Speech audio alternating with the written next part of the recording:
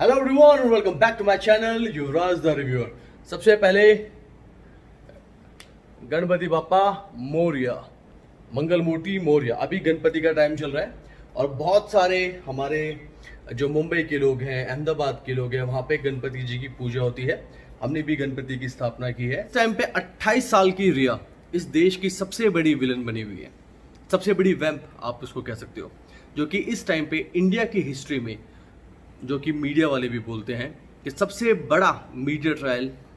झेल रही है या मीडिया ट्रायल को फेस कर रही है। विक्टिम या कॉन्विक्ट, क्रिमिनल या इनोसेंट, ना जाने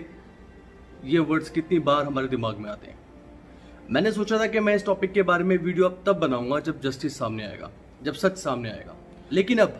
रिया चक्रवर्ती का जो पेड इंटरव्यू, जो कि मीडिया में हर जगह फैला हुआ है, और साथ ही साथ में जो उनकी पेड पीआर कंपनीज कर रही है जस्टिस को दबाने के लिए या अपने पक्ष को रखने के लिए, तो मुझे लगा कि हम सबको भी अपना पक्ष रखने की जरूरत है। तो 4 बड़ी agencies, Mumbai police, Patna police, narcotics department, CBI, ED, I think 5 agencies, ये सब के सब एक साथ लगे हुए हैं और सब एक साथ जुड़कर यही कोशिश कर रहे हैं कि सच सामने आए। आज सुबह सुबह सुशांत सिंह राजपूत के फादर का एक वीडियो आया जिसमें उन्होंने साफ साफ बोला कि रिया चक्रवर्ती ही उनके बेटे की कातिल है और वही हमेशा से उनको दवाइयाँ देती भी आई हैं, उनको प्रेशराइज करके रखा हुआ था, उनको आइसोलेट करके रखा हुआ था, और उनके दिमाग के अंदर जितनी भी प्रॉब्लम्स हैं या जो भी प्रॉब्लम सुशांत सिंह राजपूत की लाइफ में है, उसके पीछे जो रीज़न है वो सिर्फ और सिर्फ रिया चक्रवर्ती है। जिसके बदले में रिया चक्रवर्ती ने बोला कि उनके फादर को इस चीज़ की इज्जत रखनी चाहिए थी कि मैं उसके बेटे के साथ ऑलमोस्ट 1.5 साल तक थी या 2 साल तक थी, और मैंने हमेशा उसका ध्यान रखा, हमेशा उसकी केयर की, और वो हर एक चीज़ की जो कि एक अच्छी गर्लफ्रेंड अपने बॉयफ्रेंड के लिए करती है। आप सभी ने देखा होगा कि ऑलमोस्ट लास्ट 48 आवर्स में रिया चक्रवर्ती एकदम एक्टिव हो गई है। मेरे को अभी तक याद है कि 2 महीने पहले उनका एक वीडियो आया था जिसके अंदर उन्होंने जस्टिस शैल प्रिवेल के नाम से अपना एक पूरी चीज़ें बताई थी। लेकिन अभी लास्ट 48 घंटे के अंदर उनका इंटरव्यू का होना आज तक के साथ, जो कि बहुत सारे लोग बोलते हैं इट्स अ पेड इंटरव्यू, फिर उनकी पीआर एजेंसीज का फिर उसके बाद एनडीटीवी पे भी उन्होंने एक इंटरव्यू दिया, और साथ ही साथ में उसने एक पोस्ट डाला जिसके अंदर उसने बोला कि लोग उसके एक सोसाइटी में घुस गए हैं, उसके फादर के साथ बदतमीजी हो रही है, उसकी ब्रदर के साथ बदतमीजी हो रही है, और उनकी फैमिली को जान का खतरा हो गया है। दिलचस्पी की बात यह है कि स्वरा भास्कर ने आज एक बयान दिया जिसमें उन्होंने बोला कि रिया चक्रवर्ती के साथ जितना कसाब के साथ बुरा नहीं हो रहा, उससे ज्यादा बुरा रिया चक्रवर्ती के साथ हो रहा है। ये वही स्वरा भास्कर है जो कि जिस टाइम पे राम मंदिर बन रहा था उन्होंने कुछ भी नहीं बोला, जिस टाइम पे कोरोना के लोगों के लिए कुछ हेल्प करनी थी वो सामने नहीं आई। भी सुशांत सिंह राजपूत के लिए नहीं बोला, उन्होंने कभी भी सुशांत सिंह राजपूत के लिए जस्टिस नहीं मांगा, उन्होंने कभी एक ट्वीट नहीं किया, एक पोस्ट नहीं डाला, कुछ भी नहीं किया सुशांत सिंह राजपूत के लिए। आज तक को दिए गए एक इंटरव्यू के अंदर रिया चक्रवर्ती ने यह माना कि सुशांत सिंह राजपूत बाइपोलर डिसऑर्डर के मरीज थे, उनको बाइपोलर डिसऑर्डर की डिप्रेशन की बीमारी थी, जिसके बारे में उनको जब वो यूरोप ट्रिप पे जा रही थी अप्रैल में,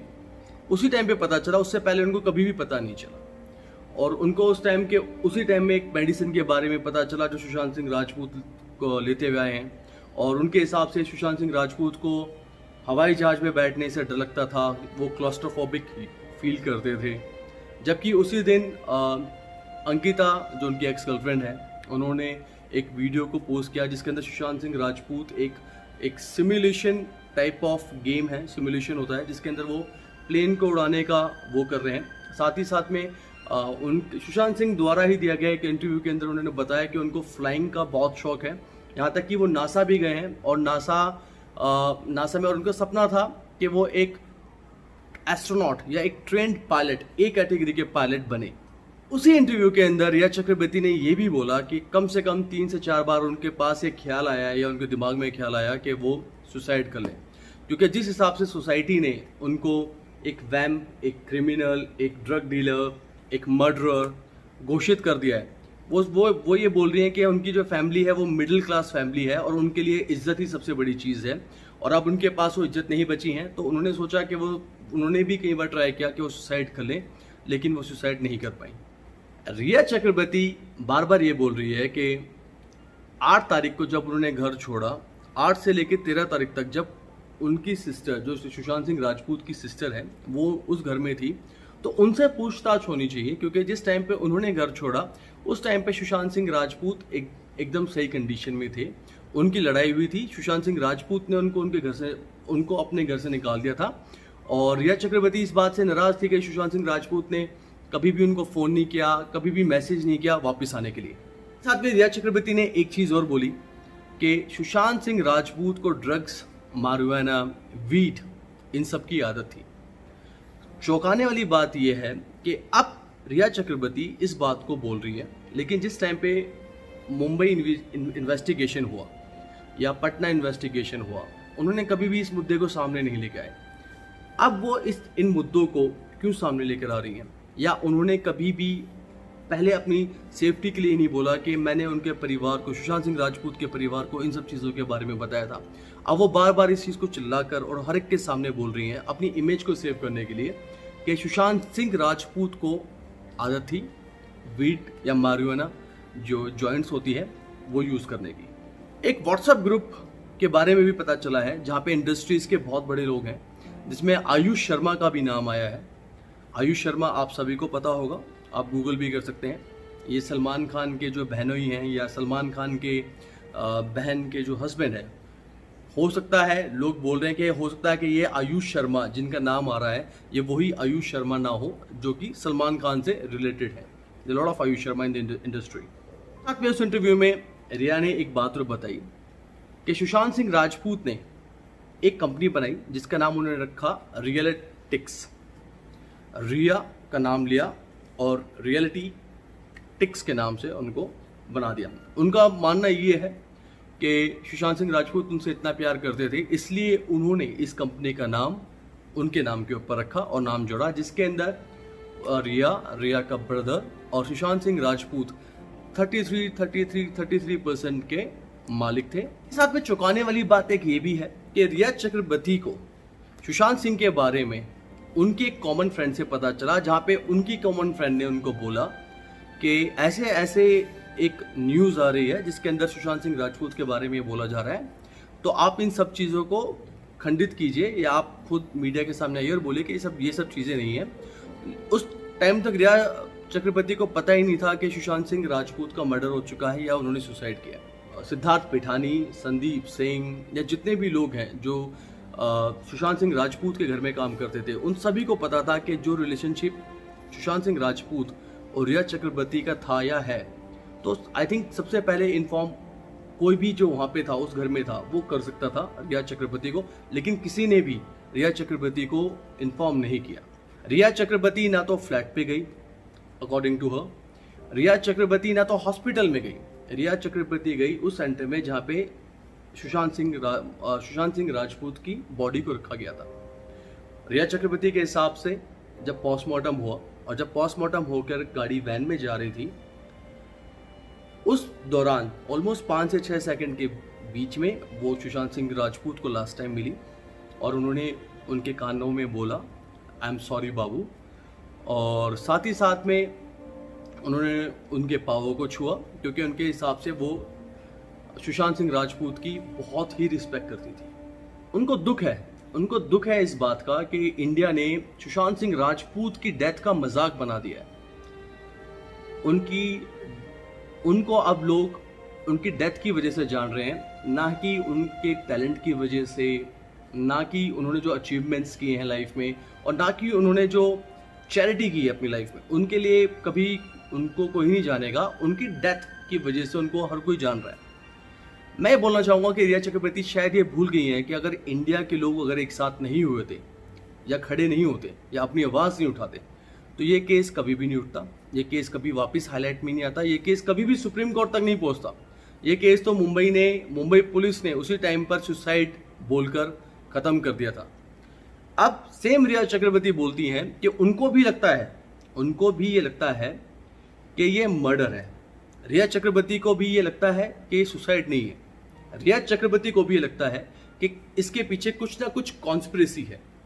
और वो चाहती हैं कि जस्टिस सामने आए। और वो अब सुशांत सिंह राजपूत के लिए लड़ने के लिए बात कर रही हैं। वो चाहती हैं कि सुशांत सिंह राजपूत को जस्टिस मिले, कि वो कभी भी संदीप सिंह से नहीं मिली।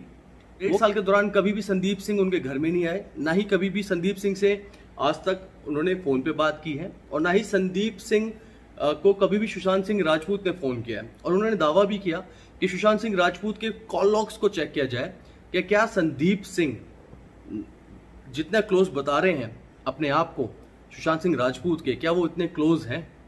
सिंह राजपूत के अकाउंट से जया साहा के अकाउंट में 10 करोड़ रुपए ट्रांसफर हुए। ईडी ने जया साहा को 2 बार बुलाया और दोनों बार इस चीज के बारे में पूछा।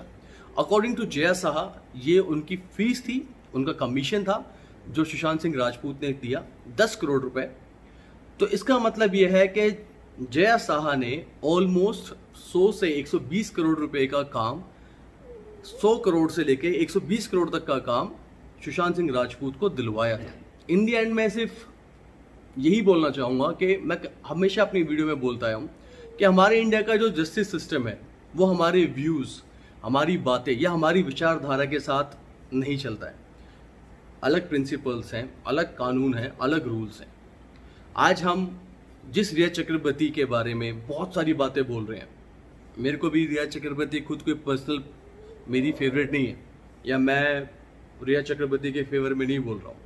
बल्कि मुझे तो बहुत शौक लगा कि जिस हिसाब से रिया चक्रवर्ती ने आज तक का इंटरव्यू दिया, वो हंस रही हैं 1-2 जगहों पे जब उनके एक्सेस के बारे में बात चल रही है। वो बहुत ही आराम से कैजुअल वे में एक इंटरव्यू दे रही हैं, जो कि बहुत अजीब लगा मुझे, टू बी ऑनेस्ट। हो सकता है किसी और को ना लगा, मुझे बहुत अजीब लगा। मुझे नहीं लगा था, मुझे ऐसा लग नहीं रहा था कि उनके और सुशांत सिंह राजपूत का रिलेशनशिप इतना स्ट्रॉन्ग था। मुझे ऐसा लगा था कि कोई बॉयफ्रेंड नहीं, जबकि सुशांत सिंह राजपूत उनके लिए एक नॉर्मल फ्रेंड थे। इस तरह से बिहेव मुझे लग रहा था जिस तरह से वो इंटरव्यू दे रही थी। इन दी एंड मैं सिर्फ आप सभी से यही प्रार्थना करना चाहूँगा कि हम लोग कई बार गुस्से में बहुत सारी गलत चीज़ें बोल देते हैं, बहुत गलत चीज़ें बोल देते हैं। अभी तक जस्टिस सामने नहीं आया, तो हमारे को अपने वर्ड्स, हमारे को अपनी चीज़ें उस लेवल तक रखनी चाहिए जिससे कि हमें खुद को दुख ना हो बाद में। 1%, मैं सिर्फ कह रहा हूँ 0.1% रिया इस केस के अंदर इन्वॉल्व नहीं हुई, नहीं मिली। तो मैं आपको बता रहा हूँ, यही मीडिया जो इस टाइम पर उसको गालियाँ बक रहा है, उसको हीरोइन बना देगा, ये हीरो बना देगा। उसको बोलेगा कि इस लड़की ने इतना सब कुछ सहा है। तो एंड ऑफ द डे मैं आप सभी से प्रार्थना करना चाहूँगा कि आप लोग जब भी अपना रोष, अपना गुस्सा शो करते हैं, लिखते हैं, चीज़ों को लिखते हैं, तो उस लेवल तक लिखिए कि अगर आगे जाकर ये चीज़ें सही नहीं निकली तो हमारे को इस चीज़ का दुख नहीं होना चाहिए कि हमने यार ये चीज़ गलत बोली। In the end I hope and I pray कि सुशांत सिंह राजपूत को जस्टिस मिल जाए। मैं और मेरा पूरा परिवार सुशांत सिंह राजपूत के साथ है, एंड आई होप कि उसको जस्टिस मिलेगा। चलिए बाय।